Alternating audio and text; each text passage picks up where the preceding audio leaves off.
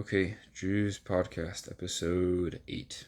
I had to re-record because it was a little emotional. Actually, it was pretty emotional to read these sources. I, I really believe that they're important realities for us to talk about and for us to learn about. But at the end of it all, it really just leaves me in a place of anger, of shame, and of desiring of change. But to kind of explain that a little bit, we'll get into the actual prompt. So as far as Margaret Denique's article, I really think that it's a very layered and very real work that explores the concept of evil and how it's been used specifically to leverage or create a scapegoat, which is women, and sexuality. Things that don't fall in line with the traditional male dominated sex life as sources of criticism, ostracism, and blame. And I think that's a really important statement, or a very important thing to bring up. And she does so really well in one specific quote. It reads, strategically deployed through images of seduction, temptation, sacrifice, and conspirational pacts with the devil himself, evil is inscribed with themes of sexual objection and is incarnated as the weaker sex. And in my opinion, that sums up a lot of her work into a very concentrated, it doesn't sum everything up, but it sums up a lot of what her work focused on, which is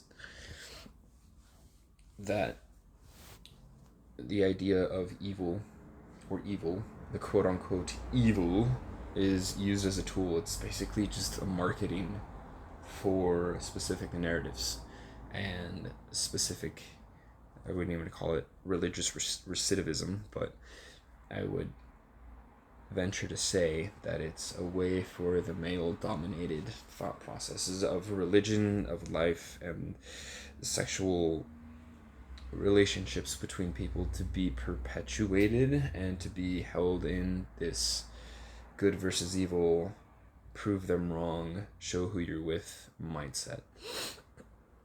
So I think it really does offer a different perspective because it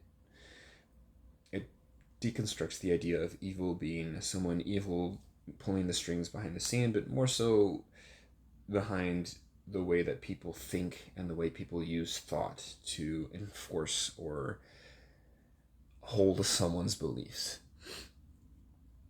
As far as Poupart's article on the face of genocide, I was just sad. I was really sad. Because, and I'll quote again something that sums up issues very well. In Poupart's article, we read, virtually non-existent in traditional tribal communities prior to European invasion, contemporary American Indian communities struggle with devastating social ills, including alcoholism, family violence, incest, sexual assault, fetal alcohol syndrome, homicide, and suicide at startling rates similar to and sometimes exceeding those of white society. A little later on, we read, through 500 years of assimilation and acculturation, American Indians have internalized Western discursive practices, and so we often view ourselves mirroring the dominant subject position. I mean, we could spend a lifetime talking about the psychological effects and processes that occur within a marginalized and dominated and oppressed and persecuted group. But I think that fact kind of speaks for itself, that these native tribes and groups, communities that were here long before any Europeans set foot in North America, that they're struggling with this mirroring effect of actually behaving as the dominant parties did and do. And that is, again, just sad because it's the result of Divine Crusade in a way. It's again the story of a group of people ostracizing someone else based off of community practices, lifestyles, and beliefs, and using their narrative and religion to justify or fuel the cultural genocide of a group of people. And I think that's just really sad. So, overall, in both articles, or through reading both articles, I can't help but feel annoyed and sad and angry.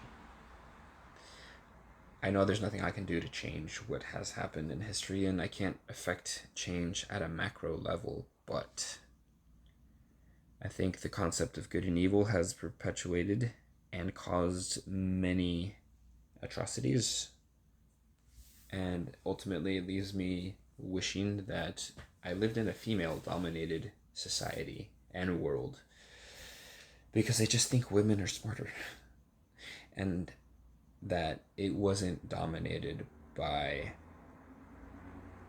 a Western relationship with God, because that goes hand in hand with the male dominated world being also dominated by this male religious view.